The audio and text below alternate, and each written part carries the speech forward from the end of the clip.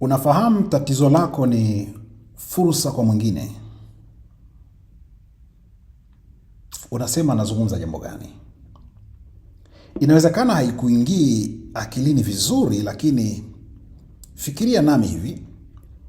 Injini ya gari inayochemsha ni tatizo kwa mwenye gari, lakini ni fursa kwa fundi injini. Ni fursa kwa muuza vipuri. Ni fursa kwa kiwanda. Ni fursa kwa serikali inayoingiza kodi kupitia vipuri.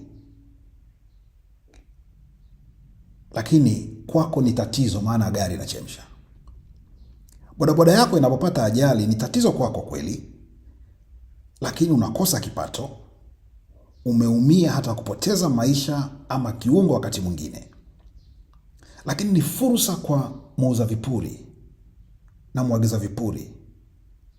Ni fursa kwa watu wa huduma wengine ambao watakuhudumia wewe upate kupona. Ni fursa kwa serikali, maana itaingiza kodi kupitia huduma ambazo wewe utapewa pamoja na vipuri. Wewe unapougua malaria ni tatizo kwako kweli na hatari, maana unaweza poteza maisha, ukiachilia kupoteza rasilimali na muda mwingi ambao utautumia kufuatilia matibabu.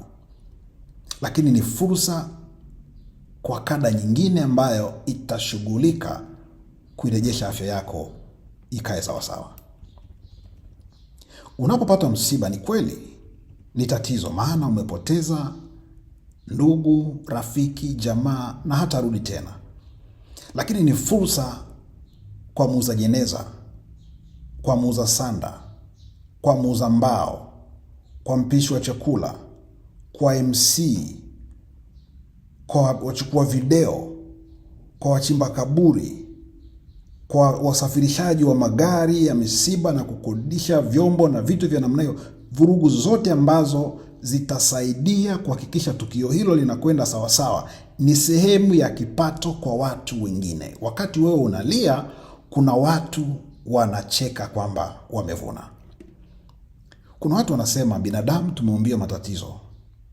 Naam, binadamu tuliumbwa kwa udongo, sio matatizo, kisha kupewa pumzi ya uhai, ila tunaishi katikati ya matatizo baada ya uasi. Hivyo kwa sasa matatizo ni sehemu ya maisha, hayakimbiliki.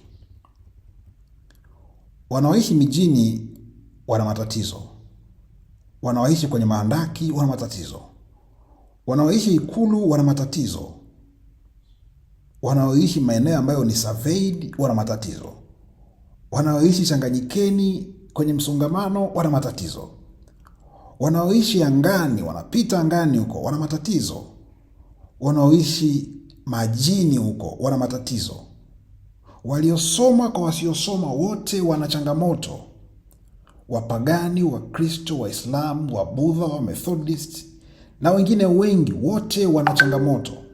Habari njema ni kwamba wote wanahitajiana, wanatoshelezana katika matatizo yao, kwani tatizo lako ni fursa ya mtu mwingine. Unapohitaji kuuza simu yako ili ununue chakula, ni fursa kwa muuza chakula. Kwa hiyo usiogope sana, usisononeke sana. Matatizo yapo, changamoto zipo, ili tutoshelezane. Jambo la msingi ni kuendelea kupambana, kwa sababu maisha ni chai yenye mchanganyiko wa matatizo, maumivu na furaha. Endelea kufurahia kikombe chako cha chai. The world is open. Look closely.